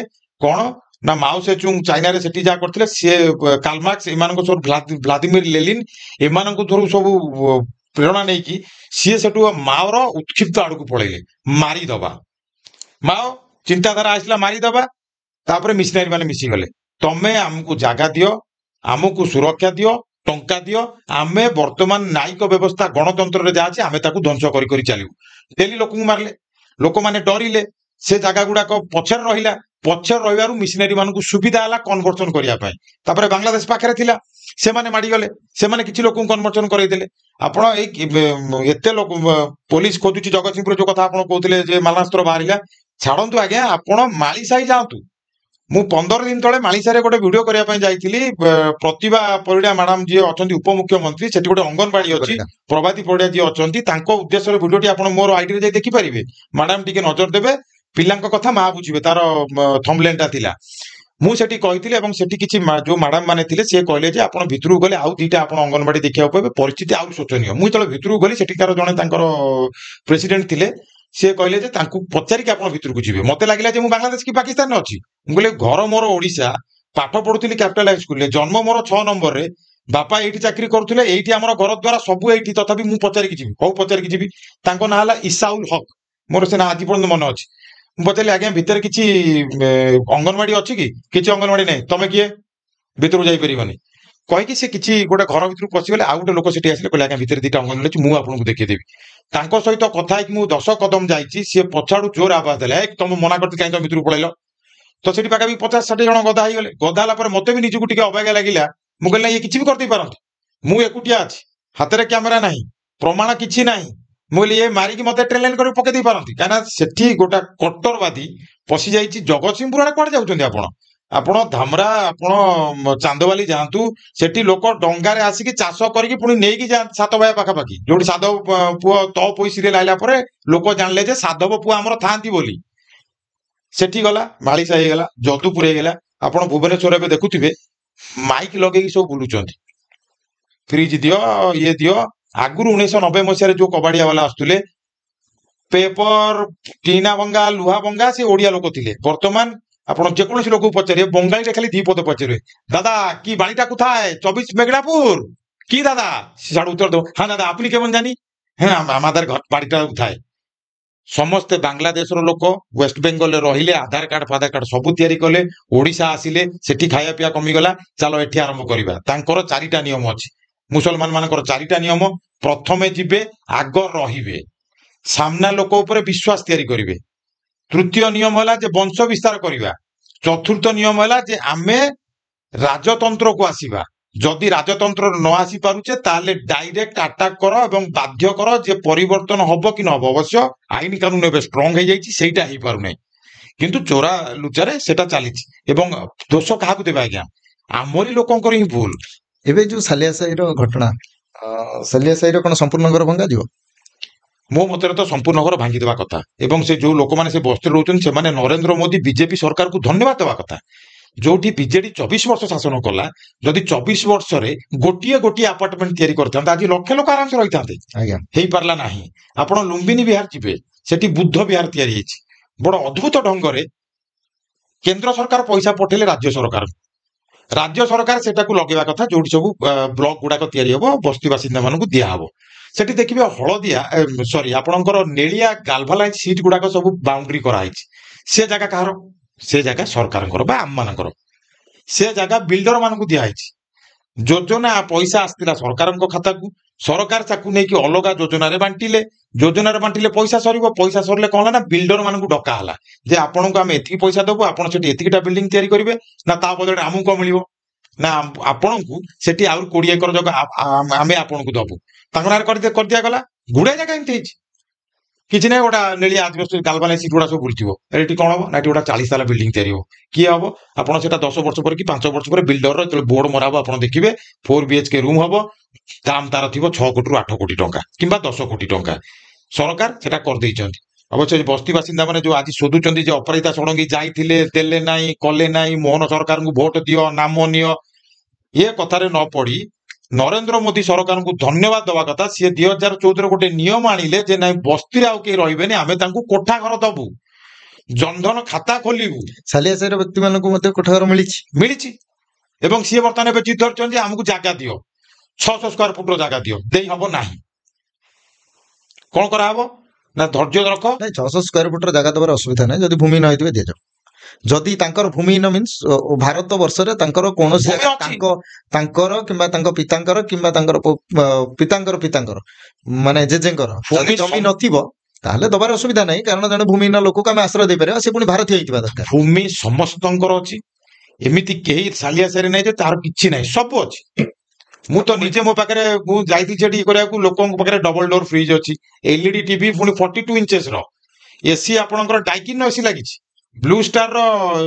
ତାପରେ ବି ବସ୍ତିରେ ରହୁଛନ୍ତି। ହଁ, ଆପଣ ଏ ଗୋଟାଏ ବସ୍ତି କାହିଁକି, ଆପଣ କେବେ ପଳେଇବେ ଲୁମ୍ବିନି ବିହାରରେ ଗୋଟେ ଈଶାଣେଶ୍ୱର ମନ୍ଦିର ଅଛି, ଶିବଙ୍କ ମନ୍ଦିରଟି ଅଛି, ତା ପଛପଟେ ଗୋଟେ ବସ୍ତି ଅଛି, ଗୋଟେ ପାଣି ଟାଙ୍କି ଅଛି, ସେଠି ଆପଣ ଦେଖିବେ ଡିଫେନ୍ସ କଲୋନୀ ଅଛି, ଡିଫେନ୍ସ କଲୋନୀ ଠିକ ପାହାଡ ଉପରେ ଗୋଟେ ବସ୍ତି ଅଛି, ସେଠି କାହା ଘରେ ଏସି ନାହିଁ ବୋଲି ଆପଣ କହିପାରିବେନି। ଯଦି ଏଇଭଳି ବସ୍ତି ଗୁଡାକ ବଢି ଚାଲେ ତାହେଲେ ତ ସଭ୍ୟ ସମାଜ ପାଇଁ ବିପଦ, କାରଣ ଚୋରି, ନାରୀ ଦାରି ସବୁ ଏଉଠୁ। ଭାରତ ଭିତରେ ଆତଙ୍କବାଦକୁ ସୃଷ୍ଟି କରିବା ପାଇଁ ଏଇଟା ଗୋଟେ ପ୍ଲାଟଫର୍ମ ଏଟା ତିଆରି ହେଇଛି, ଏଟା ଆଜି ତିଆରି ହେଇନି, ଏଟା ବହୁତ ବର୍ଷ ପୂର୍ବରୁ ତିଆରି ହେଇଛି। ସାଲିଆ ସାହି ବୋଲି କିଛି ନଥିଲା, ତାଙ୍କୁ ଆଣି ରଖା ହେଇଛି। କିଛି ଅସୁବିଧା ହେଲେ ତୁମେ ମାନେ ଆମ ପାଇଁ ଟେଷ୍ଟ କରିବ। ଯୋଉ ସାଲିଆ ସାହିରେ ଏଥିରେ ପ୍ରମୁଖ କାର୍ପଟଦାର କିଏ? ଶୁଣନ୍ତୁ, ଏଥିରେ ବହୁତ ଲୋକ ଅଛନ୍ତି, ଆପଣ ଜଣଙ୍କ ନାଁ ନେଲେ ଚଳିବନି। ଏଥିରେ ସରକାରୀ ଦଳର ଲୋକ ଅଛନ୍ତି, ଅବଶ୍ୟ ଏ ସରକାରରେ କିଏ ଥିବେ କି ନଥିବେ ମୁଁ ଜାଣିନି। ପୂର୍ବ ସରକାରରେ ଲୋକ ଥିଲେ, ତା ପୂର୍ବ କଂଗ୍ରେସ ସରକାରରେ ଲୋକ ଥିଲେ, କିଛି ମିଶନାରୀ ସଂସ୍ଥାର ଲୋକ ଅଛନ୍ତି, କିଛି ଯେମିତି ମହମ୍ମଦିଆନ ଲୋକ କହିଲେ ସେମାନେ ଅଛନ୍ତି, ଯଦୁପୁରରେ ଅଛନ୍ତି, ମାଳିସାହିରେ ଅଛନ୍ତି, ସବୁଠି ଅଛନ୍ତି। ସେମାନଙ୍କୁ ଆଣିକି ରଖା ହେଇଛି ଯେ ତୁମେ ମାନେ ରୁହ, ଓଡିଶାରେ ଅରାଜକତା ସୃଷ୍ଟି କର। ଅରାଜକତା ସୃଷ୍ଟି କେବେଠୁ ହେଇସାରନ୍ତାନି। ଧନ୍ୟବାଦ ଦେବା ଆମର ଏବେକାର ଯୋଉ ଜେନଜି କହୁଛନ୍ତି, ମାନେ ଯୋଉମାନେ 2005 ପରେ ଜନ୍ମ ହେଇଛନ୍ତି, ସେମାନେ ପାଠ ପଢି ଜାଣିପାରୁଛନ୍ତି ମୋବାଇଲ ଟା ବହୁତ ପାୱାରଫୁଲ ହେଇଗଲାଣି। ଏଟା କେମିତି ହେଇଛି, ସେ ମୋବାଇଲରେ ଘାଣ୍ଟି ଦେଲା, ଜାଣିଦେଲା ଯେ ନାଇଁ ଏଟା ଭୁଲ, ସେ ଯାଉନାହାନ୍ତି। ନେପାଳର ପ୍ରୋବ୍ଲେମ ହେଲା ଯେ ସେଠି କରପସନ ତ ହଉଥିଲା, ବାକି ରହିଲା ସୋସିଆଲ ମିଡିଆଟାକୁ ବନ୍ଦ କରିଦେଲେ। ସମସ୍ତେ କରପସନ କରୁଥିଲେ, ସୋସିଆଲ ମିଡିଆ ବନ୍ଦ ହେଲେ, ଜଣେ ସେଠୁ ତାଙ୍କ ଭିତରେ ହେଲେ ହେଇକି ଲଙ୍କାକାଣ୍ଡ ଗୁଡା କଲେ। ବର୍ତ୍ତମାନ ତାଙ୍କର ଦୁର୍ବଳ ବଡ ଦରିଦ୍ର ପରିସ୍ଥିତି, ସିକ୍ୟୁରିଟି ଗାର୍ଡ ଚାକିରି ବି ତାଙ୍କୁ କେହି ଦେବେ ନାହିଁ। ଅବଶ୍ୟ ଓଡିଶାରେ ସେମିତି ହବାର କିଛି ଚାନ୍ସ ନାହିଁ, କି ଭାରତରେ ସେମିତି କିଛି ହବାର ଚାନ୍ସ ନାହିଁ। ବର୍ତ୍ତମାନ ଆମର ବିରୋଧୀ ଦଳର ନେତା, ଅପୋଜିସନ ଲିଡର ଯିଏ ଅଛନ୍ତି ଭାରତ ବର୍ଷରେ, ସମସ୍ତେ ଜାଣିଛନ୍ତି, ମୁଁ କହିବାଟା ବି ଠିକ ହବ ନାହିଁ। ସେମାନେ ଏବେ ଭୋଟ ଚୋରିର ବାକ୍ୟାଟା ଗଲା, ଆରେ 45 ଦିନ ଅଛି, ତମେ ଯାଇକି ହାଇକୋର୍ଟରେ ବା ସୁପ୍ରିମକୋର୍ଟରେ ଯାଇକି ଗୋଟେ ଆଫିଡେଭିଟ୍ ଦିଅ। ହଁ, ସେଟା ଆଫିଡେଭିଟ୍ ଯଦି ଦଉଛନ୍ତି, ଯଦି ପ୍ରମାଣ ନ ହେଲା ତାହେଲେ ଆପଣଙ୍କର ରାଜ୍ୟସଭା ବା ଲୋକସଭାରୁ ସଦସ୍ୟତା ଯାଇପାରେ ଏବଂ 7 ବର୍ଷ ଜେଲ ହେଇପାରେ। 45 ଦିନ ସରିଯିବ, ପୁଣି ଆସିବେ ଆମକୁ ଇଲେକ୍ସନ କମିଶନ ଦେଲାନି। ଇଲେକ୍ସନ କମିଶନ କହିଛି ତମେ ଆସ, ମୁଁ ସବୁ ତମକୁ ଦେବି। ସାଲିଆ ସାହି ନଥିଲା, ସାଲିଆ ସାହି ହେଇଛି, ସାଲିଆ ସାହି କି କରାହେଇଛି। ହଁ, ଗୋଟେ ଭଲ ପଏଣ୍ଟଟା ଆପଣଙ୍କ ମେନ୍ ମୁଖ୍ୟ କଥାଟା ଭୁଲିଗଲି। ସ୍ୱାମୀ ଲକ୍ଷ୍ମାନନ୍ଦ ସରସ୍ୱତୀ, ସିଏ ହିନ୍ଦୁ ଧର୍ମର ବିଶ୍ୱ ହିନ୍ଦୁ ପରିଷଦର ସିଏ ଜଣେ ମେମ୍ବର ଥିଲେ। କନ୍ଧମାଳରେ ସେ ପାଖାପାଖି ଯୋଉ ମିଶନାରୀ ମାନେ ଯାହା କରୁଥିଲେ ତାକୁ ବାଡି ପକେଇକି ସେ ଅଟକେଇକି ରଖିଥିଲେ। 2007 ଡିସେମ୍ବର 26ରେ ତାଙ୍କୁ ଗୋଟେ ଧମକପୂର୍ଣ୍ଣ କିଛି ଲୋକ ତାଙ୍କ ଆଶ୍ରମରେ ପଶିଲେ, ଧକ୍କା ମରାମରି କରିକି ତାଙ୍କୁ ଡରେଇଲେ ଏବଂ ସେ କଥାଟା କହିଛନ୍ତି। ତାଙ୍କର ଗୋଟେ ଅଛି ଲକ୍ଷ୍ମାନନ୍ଦ ସରସ୍ୱତୀ ଶ୍ରଦ୍ଧାଞ୍ଜଳି ସମିତି, ଆପଣ ଯେକୌଣସି ବିଶ୍ୱ ହିନ୍ଦୁ ପରିଷଦର ଲୋକଙ୍କୁ ପଚାରିଦେବେ, ପ୍ରମାଣ ସେଠି ବି ଅଛି। ସେ ସମୟର କ୍ରାଇମବ୍ରାଞ୍ଚର ଯିଏ ଥିଲେ ସେ ପ୍ରମାଣ ବି ଆପଣ ପାଇଯିବେ, ଆପଣ ଗୁଗୁଲରେ ଦେଖିଲେ ସବୁ ପାଇଯିବେ, ଆପଣଙ୍କର ସରକାରୀ ତହବିଲରେ ବି ସେ କାଗଜ ବି ମିଳିଯିବ। 2007 ମସିହାରେ ଧମକେଇଲେ, ସେ ଦୁଃଖ କଥା ସମସ୍ତଙ୍କୁ କହିଛନ୍ତି। 2008 ଅଗଷ୍ଟ 23 ତାରିଖରେ ସିଧା ଗଲେ ଗୁଳି ମାରିଦେଲେ। ଅବଶ୍ୟ ମିଶନାରୀ ସଂସ୍ଥା ମାନେ ସେଥିରେ ହିଁ ସମ୍ପୃକ୍ତ ଥିଲେ, କିନ୍ତୁ ମାଓବାଦୀର ରଙ୍ଗ ଦିଆ ହେଇଗଲା ଯେ ମାଓବାଦୀ ମାନେ ଗଲେ ମାରିଦେଲେ। ସେଟା ଆକ୍ଚୁଆଲି କେହି ମାଓବାଦୀ ମାରିନାହାନ୍ତି, କାରଣ ମାଓବାଦୀ ମାନେ ସେମାନେ ବି ହିନ୍ଦୁ ଥିଲେ, ସେମାନେ କାହିଁକି ମାରିବାକୁ ଯିବେ, କାରଣ ସେମାନେ କୌଣସି ତାଙ୍କ ପାଇଁ ଲକ୍ଷ୍ମଣାନନ୍ଦ ସରସ୍ୱତୀ ମାଓବାଦୀ ମାନଙ୍କର କିଛି କ୍ଷତି କରିନଥିଲେ। ଲକ୍ଷ୍ମଣାନନ୍ଦ ସରସ୍ୱତୀ କେବଳ ହିନ୍ଦୁ ଧର୍ମର ପ୍ରଚାର ପ୍ରସାର କରୁଥିଲେ, ଆଉ ହିନ୍ଦୁ ଧର୍ମର ଯୋଉମାନଙ୍କୁ ବିଚ୍ୟୁତ କରାଯାଉଥିଲା ପୁନଃ ତାଙ୍କୁ ହିନ୍ଦୁ ଧର୍ମ ପ୍ରତ୍ୟାଗମନ କରୁଥିଲେ ବୋଲି ତାଙ୍କୁ ମରା ହେଲା। ତାଙ୍କର ଡାଇରେକ୍ଟ ଶତ୍ରୁ ଯଦି ଦେଖିବା ମିଶନାରୀ ମାନେ ତାଙ୍କୁ ମାରିଲେ, ଯୋଉମାନେ ସବୁ ମିଶନାରିଜ ନୁହନ୍ତି। ଯୋଉ ମିଶନାରୀ ମାନେ ତାଙ୍କ ଧର୍ମର ପ୍ରଚାର ପ୍ରସାର କରିବା ପାଇଁ ନିରୀହ ଆଦିବାସୀ ମାନଙ୍କୁ ଟଙ୍କା କିମ୍ବା ହଁ କୌଣସି ଦେଇଛନ୍ତି। ଅର୍ଥର ଲାଳସା ଦେଖାଇକି ଧର୍ମର ପରିବର୍ତ୍ତନ କରୁଥିଲେ। ଧର୍ମ କୌଣସି ବଜାରର ବିକ୍ରି ହେଲା ସାମଗ୍ରୀ ନୁହେଁ। ଆପଣ ବଡ ଆଶ୍ଚର୍ଯ୍ୟ ଦେଖିବେ, ଭାରତର ଯୋଉ ଟ୍ରାଇ କଲର ଆମେ ଦେଖୁଛେ, ସେ ବୋଧେ ତାମିଲନାଡୁର ସେ ଲୋକ ଥିଲେ, ତାଙ୍କ ନାଁ ମୁଁ ଭୁଲି ଯାଉଛି, ଯିଏ ସେ ରଙ୍ଗ ଦେଇଥିଲେ। ନାଁଟା ବେଙ୍ଗାଳୁ ତାମିଲ ଲୋକ ହିଁ ଥିଲେ, ଯିଏକି ସେ ଡିଜାଇନଟା ଦେଇଥିଲେ। ଅଦ୍ଭୁତ ଡିଜାଇନଟା ଦେଇଛନ୍ତି। କେବେ ଯେତେବେଳେ ଆପଣ ଘରକୁ ଯିବେ, ଶ୍ରୀମଦ୍ ଭଗବତ ଗୀତାକୁ ଆଣିକି ଥୋଇବେ, ତା ସାଇଡରେ କୁରାନ ଶରୀଫକୁ ରଖିବେ ଏବଂ ତା ସାଇଡରେ ହୋଲି ବାଇବେଲକୁ ରଖିବେ। ଡିଫରେନ୍ସ ଆପଣ ପୁରା ଜାଣିଯିବେ। ଶ୍ରୀମଦ୍ ଭଗବତର ରଙ୍ଗ ଆପଣ ଦେଖିବେ ଗେରୁଆ ରଙ୍ଗ, ଇଏ ଦେଖିବେ ନୀଳ ରଙ୍ଗ ଏବଂ ଆକୁ ଦେଖିବେ ଧଳା ରଙ୍ଗ। ଏବଂ ଦେଖନ୍ତୁ ବିଡ଼ମ୍ବନା, ଦେଖନ୍ତୁ ଆପଣ କୋରିଲେଟ କରିବେ। ବିଜେପିର କୋଉ ରଙ୍ଗ? ଗେରୁଆ, ବିଜେଡିର କୋଉ ରଙ୍ଗ? ନେଳିଆ, ସବୁଜ। ଯୋଉଟା କଂଗ୍ରେସର କୋଉ ରଙ୍ଗ? ଧଳା। ବୋଧ ହୁଏ ଆଉ ବେଶୀ କହିବାଟା ମୋର ଭଲ ହବନି। ବହୁତ ଜ୍ଞାନୀ ଗୁଣୀ ଜନ ଅଛନ୍ତି, ଏବେକା ଲୋକ ଅଛନ୍ତି। 1980 ମସିହା, ମୁଁ ତ ଜନ୍ମ ହେଇଥିଲି 1980 ମସିହାରେ। ବର୍ତ୍ତମାନ ଆକୁ ଯିଏ ବି ଏ ପୋଡକାଷ୍ଟ ଦେଖୁଛନ୍ତି ସେମାନେ ପୁରାପୁରି ବୁଝିଯିବେ। ଏବଂ ଯଦି କଂଗ୍ରେସ ବିଷୟରେ ଆପଣ ଜାଣିବାକୁ ଚାହିଁବେ, ଟିକେ ପଢନ୍ତୁ। ମୁଁ ରିକ୍ୱେଷ୍ଟ କରିବି, ଯୋଉମାନେ ଆକୁ ଦେଖୁଛନ୍ତି ପଢନ୍ତୁ, ପଢିଲେ ଜାଣିପାରିବେ। ଏବଂ ଗୋଟେ ବଢିଆ ନାଁଟା କହୁଛି ଆପଣଙ୍କୁ, ଆମାଜନରେ ମିଳିବ। ଆପଣ ଯେକୌଣସି ଗୋଟେ ପ୍ଲାଟଫର୍ମରୁ ମଗେଇ ପାରିବେ। ବହିର ନାଁ ହେଲା ଦି ଅନନୋନ୍ ଲାଇଫ୍ ଅଫ୍ ଜିସସ୍ ଖ୍ରାଇଷ୍ଟ। ତାକୁ ଲେଖିଥିଲେ ନିକୋଲାସ ନୋଟୋଭିଚ୍। ସିଏ ଥିଲେ ରଷିଆର ଜଣେ ୱାର ଜର୍ଣ୍ଣାଲିଷ୍ଟ। ସିଏ ଭାରତ ଆସିଛନ୍ତି। ଯୀଶୁ ଖ୍ରୀଷ୍ଟ ଯେତେବେଳେ ତାଙ୍କ ବାପା ଚାଲିଗଲେ, ତାଙ୍କ ବାପାଙ୍କ ନାଁ ଜୋସେଫ ଥିଲା। ଯୀଶୁଖ୍ରୀଷ୍ଟଙ୍କ ବୟସ ଯେତେବେଳେ 12 ବର୍ଷ ହୋଇଥିଲା, ତାଙ୍କ ବାପା ଚାଲିଗଲେ। ସିଏ ଯେତେବେଳେ କଣ କଲେ, ଦୁଃଖରେ ମ୍ରିୟମାଣ ହେଇକି ସିଏ ବୁଲିବାକୁ ବାହାରିଲେ। ସିଏ ପାଖାପାଖି ଯଦି ଆପଣ କହିବେ ଜେରୁଜେଲମରୁ ବାହାରି ଆପଣଙ୍କର କାନ୍ଦାହାର, ବର୍ତ୍ତମାନ ଯୋଉ ଆଫଗାନିସ୍ତାନ ଅଛି, ଗାନ୍ଧାରୀଙ୍କର ଜନ୍ମସ୍ଥାନ, ସେପଟ ଦେଇ ଚାଲି ଚାଲି ଆସି ଆପଣଙ୍କର ଏବେକାର ପାକିସ୍ତାନ, ସିନ୍ଧ, ଏସବୁ ଜାଗା ଦେଇକି ପୁରୀରେ ଆସି 6 ବର୍ଷ ରହିଛନ୍ତି। ପ୍ରଥମେ ଆପଣଙ୍କୁ ବିଶ୍ୱାସ ହବନି, କିନ୍ତୁ ସେ ବହିଟାକୁ ସମ୍ପୂର୍ଣ୍ଣ ପଢିବେ। ଏବଂ ଯଦି କୌଣସି ଖ୍ରୀଷ୍ଟ ଧର୍ମାବଲମ୍ବୀ ଲୋକକୁ ଆପଣ ଯଦି କୌଣସି ପାଦ୍ରୀ ହୁଅନ୍ତୁ ବା କୌଣସି ଫାଦର ହୁଅନ୍ତୁ, ଯଦି ତାକୁ ଆପଣ ପଚାରିବେ ସତରେ କଣ ଯୀଶୁଖ୍ରୀଷ୍ଟ ଓଡିଶା ଆସିଥିଲେ, ମିଛ କଥା, ସେତେବେଳେ ଗୋଟେ ଗାଡି ଘୋଡା ଥିଲା। ତାହେଲେ ଶ୍ରୀ ଚୈତନ୍ୟ କେମିତି ଆଇଥିଲେ? ହୁଏନ୍ସା କେମିତି ଆସିଥିଲେ? ଅବଶ୍ୟ କଲମ୍ବସ ତ ଜାହାଜରେ ଆସିଥିଲେ। ଚୀନର ପରିବ୍ରାଜକ ହୁଏନ୍ସା କେମିତି ଆସିଥିଲେ? ସେ କଣ ଉଡିକି ଆସିଥିଲେ? ତେଣୁ ଯୀଶୁଖ୍ରୀଷ୍ଟ ବି ଓଡିଶା ଆସିଥିଲେ, 6 ବର୍ଷ ରହିଛନ୍ତି, ପୁରୀ ଆସିଛନ୍ତି, ଜଗନ୍ନାଥ ମନ୍ଦିରରେ ସେଠି ବେଦ ଚର୍ଚ୍ଚା ଶିଖିଛନ୍ତି। ସେଠୁ ସେ ନାଳନ୍ଦା ଯାଇଛନ୍ତି, ସେଠି କିଛି ବର୍ଷ ରହିଛନ୍ତି। ତାପରେ ହେମିସ୍ କଣ ନା, ଆପଣଙ୍କର ଲଦାଖର ସେ ଜାଗାଟା ଅଛି, ତିବ୍ବତ ଯୋଉମାନେ ରହିଲେ, ଲଦାଖ ତିବ୍ବତ। ଏବଂ ଯୋଉଠି ଆପଣ ଦେଖିବେ ଇଲେକ୍ସନ ସମୟରେ ନରେନ୍ଦ୍ର ମୋଦି ଯାଇ ଗୋଟେ ଗୁମ୍ଫାରେ ବସିକି ଧ୍ୟାନ କରନ୍ତି। ଆପଣ ଯୋଗୀ ଆଦିତ୍ୟନାଥଙ୍କୁ ଦେଖିବାକୁ ପାଇବେ। ସେ ଗୁମ୍ଫାର ନାଁ ହେଲା ମହାବତାର ବାବାଜୀ ଗୁମ୍ଫା। ତାମିଲରେ ଗୋଟେ ପିକ୍ଚର ତିଆରି ହେଇଥିଲା ରଜନୀକାନ୍ତଙ୍କର। ସେ ପିକ୍ଚର ଆପଣ ୟୁଟ୍ୟୁବରେ ପାଇଯିବେ। ଆପଣ ୟୁଟ୍ୟୁବରେ ମାରିଦେଲେ ମହାବତାର ବାବାଜୀ କିଏ ଜାଣିଯିବେ। ମହାବତାର ବାବାଜୀଙ୍କର ସୂକ୍ଷ୍ମ ଶରୀରରେ ସିଏ ଦେଖା ଦିଅନ୍ତି। ସେଠି ସେ ଯାଇଛନ୍ତି, ତପସ୍ୟା କରିଛନ୍ତି, ହିମାଳୟ ଯାଇଛନ୍ତି। ହିମାଳୟରୁ ପାଖାପାଖି ଆପଣ ଦେଖିବେ, ବାଇବେଲ ଯେତେବେଳେ ପଢିବେ, ବାଇବେଲରେ 18 ବର୍ଷ କାଳ ଚାପ୍ଟର ନାହିଁ। ସେଠି କଣ ଚାପ୍ଟର ଅଛି? ଗସ୍ପେଲ ଲ୍ୟୁକ୍। ଗସ୍ପେଲ ଲ୍ୟୁକ୍ କଣ ନା, ଅନ୍ଧାରରୁ ଆଲୁଅକୁ ଆସିବାକୁ ଯୋଉ ପରିବର୍ତ୍ତନ କୁହାଯାଏ, ସେଟାକୁ ବାଇବେଲରେ ଦର୍ଶାଯାଇଛି। ତାର ନାଁ ଦିଆଯାଇଛି ଗସ୍ପେଲ ଲ୍ୟୁକ୍। ଆଚ୍ଛା, ଏ ବହି ତ ଲେଖିଦେଲେ, ଆକୁ ପୁଣି କଣ୍ଡେମ୍ କରିବାକୁ ଲୋକ ପଳେଇ ଆସିଲେ। ଜଣେ ବିଖ୍ୟାତ ମିଶନାରୀ ଥିଲେ, ତାଙ୍କ ନାଁ ହେଲା ମ୍ୟାକ୍ସ ମୁଲର। ସେ ଇଂଲଣ୍ଡ, ଗ୍ରେଟ୍ ବ୍ରିଟେନର ବାସିନ୍ଦା। ସେ କହିଲେ ଏଟା ପାଗୁଲଟା, ଇଏ କିଛି ଲେଖିନି। କିନ୍ତୁ ସିଏ ଭାରତ ଆସିଥିଲେ, ସେ ୱାର ଜର୍ଣ୍ଣାଲିଷ୍ଟ ଥିଲେ। ସେତେବେଳେ ଆପଣଙ୍କର ୟୁନିୟନ ସୋଭିଏତ ସୋସିଆଲିଷ୍ଟିକ ରିପବ୍ଲିକ ରଷିଆ ଥିଲା। ବର୍ତ୍ତମାନ ସିନା ରଷିଆ ଭାଙ୍ଗିଗଲା, ସେତେବେଳେ ଥିଲା। ସେ ବୋଧେ ପାଖାପାଖି ଆପଣଙ୍କର 1860-65 ମସିହାରେ ସେ ଆସିକି, ସେତେବେଳେ ଇଂରେଜ ଶାସନ ଚାଲିଥିଲା, ସେ ସମୟରେ ସେ ଆସିକି ଦେଖିକି ଯାଇଛନ୍ତି। ଏବଂ ହଁ, ଆପଣ ଦେଖିବେ ଉର୍ଦ୍ଦୁ ଗୀତରେ ମସିହା ବୋଲି ଉଚ୍ଚାରଣ ହୁଏ। ମସିହା ହେଲେ ଯୀଶୁଖ୍ରୀଷ୍ଟ।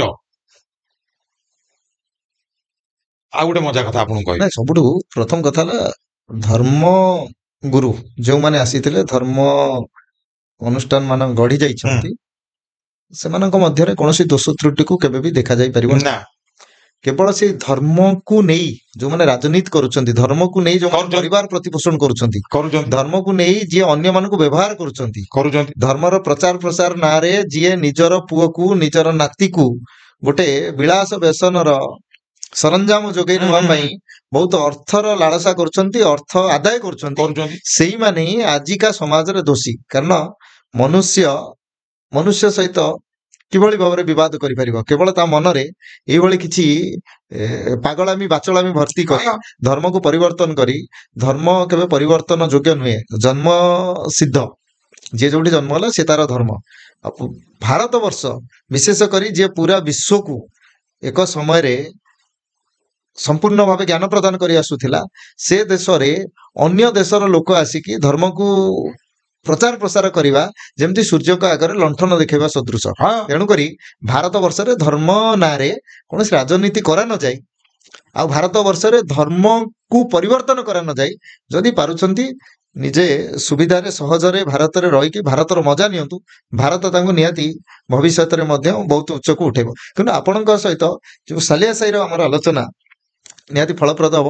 ସାଲିଆ ସାହି ଉପରେ ଆପଣଙ୍କର ମୁଁ ଆଉ ଗୋଟେ ବିଶେଷ ମଜା ତଥ୍ୟ କଥା ରହିଲା। ଆପଣଙ୍କୁ କହିବି। ଆପଣଙ୍କର କଣ ଅପେକ୍ଷା ରହିବ ସାଲିଆ ସାହିର ସାଲିଆ ସାହି ଟପକୁ ଭବିଷ୍ୟତକୁ ନେଇ? ଗୁଡାଏ ଜିନିଷ ଅଛି ଆଜ୍ଞା। ସାଲିଆ ସାହି ବସ୍ତି ହେଇ ନଥିଲା, କରାଯାଇଛି। ବର୍ତ୍ତମାନ ଆସି ତ ଗଲେଣି, ତାଙ୍କୁ ଥଇଥାନ କରିବାକୁ ପଡିବ। ଅବଶ୍ୟ ନରେନ୍ଦ୍ର ମୋଦି ପ୍ରଧାନମନ୍ତ୍ରୀ ଅଛନ୍ତି, ନରେନ୍ଦ୍ର ମୋଦି ସରକାରଙ୍କୁ ଧନ୍ୟବାଦ ଦେବା କଥା ଯେ ସିଏ ଗୋଟେ ଯୋଜନା ଆଣିଛନ୍ତି ଯେ ସହରରେ ବସ୍ତି ନ ରହି ତାଙ୍କୁ ଆମେ କୋଠା ଘରେ ରଖିବୁ, ଗ୍ୟାସ୍ ଦବୁ, ପାଣି ଦବୁ, ପାଠପଢା ଦବୁ, ସବୁ ପ୍ରକାର ବ୍ୟବସ୍ଥା କରିବୁ। ଅବଶ୍ୟ ମାନନୀୟ ନବୀନ ସାର୍ 24 ବର୍ଷ ଶାସନ କଲେ।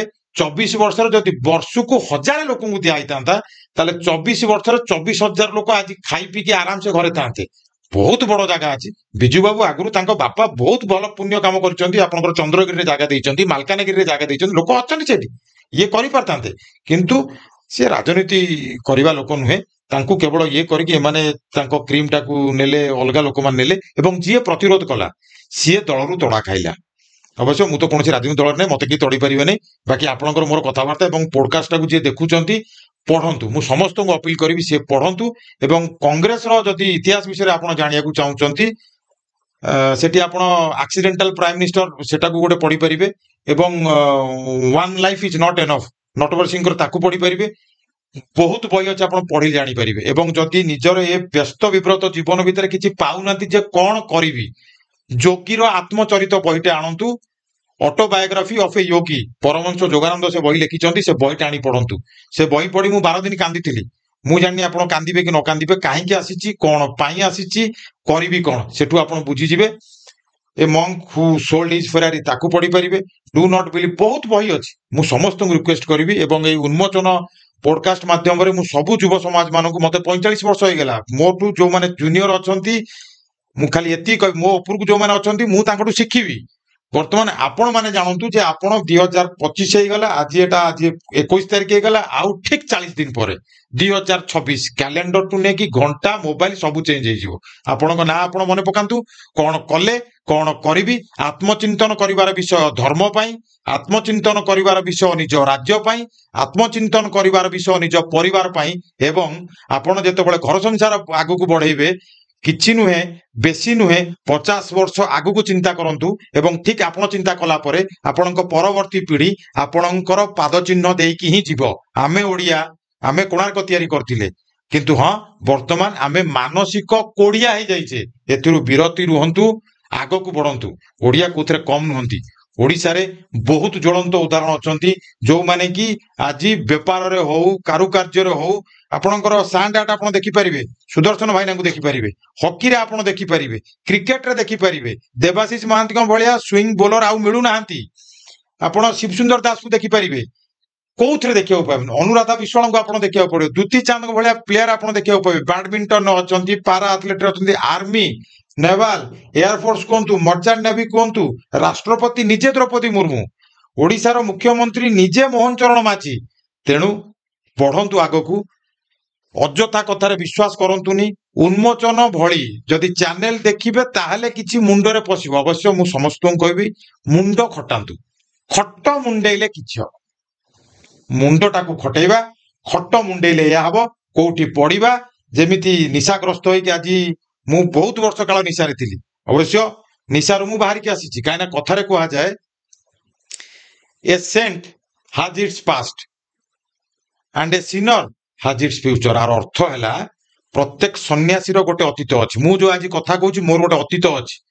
ଆଜି ଯୋଉମାନେ ଭାବୁଛନ୍ତି ଯେ ମୋର କିଛି ହବନି, କିଛି ବି ହେଇପାରେ। ଆପଣଙ୍କ ହାତରେ କିଛି ନାହିଁ। ଆଜି ଉନ୍ମୋଚନ ଅଳ୍ପ ଲୋକ ଦେଖୁଛନ୍ତି, ଏ ଉନ୍ମୋଚନ କାଲି ସକାଳେ 200 କୋଟି ଲୋକ ଦେଖିବେ। ସବୁ ଠିକ ଯେ ବର୍ତ୍ତମାନ ଆପଣ କୋଉଠି ଅଛନ୍ତି? 40 ଦିନ ରହିଲା, ଚିନ୍ତା କରିବେ। 2026 ହେଇଯିବ, 2025 ସରିଯିବ। ମଦ ପିଆ, ବାଣ ଫୁଟା, ହାପି ନ୍ୟୁ ଇୟର, କୁଣ୍ଢାକୁଣ୍ଢି, ଗଡାଗଡି ପରେ ଦେଖିବା। କେତେବେଳେ ଭବିଷ୍ୟତ ବି ଗଡି ଯାଇଥିବ, ସେଇଟାକୁ ମୁଣ୍ଡରେ ରଖିବେ। ମୁଁ ରଞ୍ଜନ ପାତ୍ର ନିମିତ୍ତ ମାତ୍ର। ମୋର ଯେତିକି ମୁଣ୍ଡ ଭିତରେ ଥିଲା ମୁଁ କହିଲି। ଏଟା ମୁଁ କହୁନି ଯେ ମୁଁ ବହୁତ ଜ୍ଞାନୀ ବୋଲି। ମୁଁ ଆପଣଙ୍କ ଭଳି ଜ୍ଞାନୀ ନୁହେଁ, ଆପଣ ମୋଠୁ ଅତ୍ୟଧିକ ଜ୍ଞାନୀ ହେଇପାରନ୍ତି। ପ୍ରତ୍ୟେକ ମଣିଷର କିଛି ଗୋଟେ କ୍ୱାଲିଟି ଥାଏ। ଯେମିତି ଭାଇଙ୍କର ଗୋଟେ କ୍ୱାଲିଟି ଅଛି, ସିଏ ଭଲ ଆଙ୍କରିଂ କରିପାରନ୍ତି, ଭଲ ପ୍ରଶ୍ନ ପଚାରି ପାରନ୍ତି। ମୋର କ୍ୱାଲିଟି ହେଲା ମୁଁ ତାର ଉତ୍ତର ଦେଲି। ସେମିତି ଆପଣଙ୍କ ପାଖରେ ବି ଗୋଟେ କ୍ୱାଲିଟି ଅଛି। ସେ କ୍ୱାଲିଟିଟାକୁ ଚିହ୍ନନ୍ତୁ। ଆମେ ଓଡ଼ିଆ ମାଡ଼ିଯିବା ଏବଂ ଭଲ ନାଁ କରିବା, ଦେଶର ନାଁ କରିବା। ଅବଶ୍ୟ ଏ ଚକ୍ରାନ୍ତ ଭିତରେ ନ ପଡି, ହଁ, ଯଦି ହିନ୍ଦୁ ଧର୍ମ ପାଇଁ ଆପଣ ଲାଗନ୍ତୁ। ଯୋଉମାନେ କନଭର୍ସନ ହେଇଛନ୍ତି ତାଙ୍କୁ ଫେରେଇ ଆଣନ୍ତୁ। ଏବଂ ହଁ, 2ଟା ବହିର ନାଁ କହିଲି, the unknown life of Jesus Christ, ସେଇଟାକୁ ପଢିବେ। ନିକୋଲାସ୍ ନୋଟୋଭିଚ୍ ଲେଖିଥିଲେ। ଏବଂ ଆଉ ଗୋଟେ ବିରାଟ ବଡ ଦଳ, ଦ ଆକ୍ସିଡେଣ୍ଟାଲ ପ୍ରାଇମ ମିନିଷ୍ଟରଟାକୁ ପଢିବେ। ଏବଂ one life is not enough, ସେଇଟାକୁ ବି ପଢିବେ। ବାକି ମୁଁ ତ ନିଜେ ମହମ୍ମଦ ସାହେବଙ୍କର ଯୋଉ ଲେଖା ଥିଲା କୁରାନ ଶରୀଫକୁ ନେଇକି ଆସିଛି, ଅଳ୍ପ ପଢିଛି, କାହିଁକିନା ଆରବୀ ଭାଷାରେ ଲେଖା ହେଇଛି। ପଢିବା ପାଇଁ ମତେ ଟିକେ କଷ୍ଟ ହଉଛି। ସବୁ ଆପଣଙ୍କୁ କହିବି, ଏଇ ଉନ୍ମୋଚନରେ କହିବି, ଭାଇଙ୍କ ସାଙ୍ଗରେ ବସିକି ହିଁ କହିବି, ଆଲୋଚନା କରିବା। ଭାଇ ଯଦି ଆଉ କିଛି ପଚାରିବେ, ନଚେତ ବିରାମ ଆମେ ଦବା। ନିହାତି। ନମସ୍କାର, ଅନେକ ଅନେକ ଧନ୍ୟବାଦ।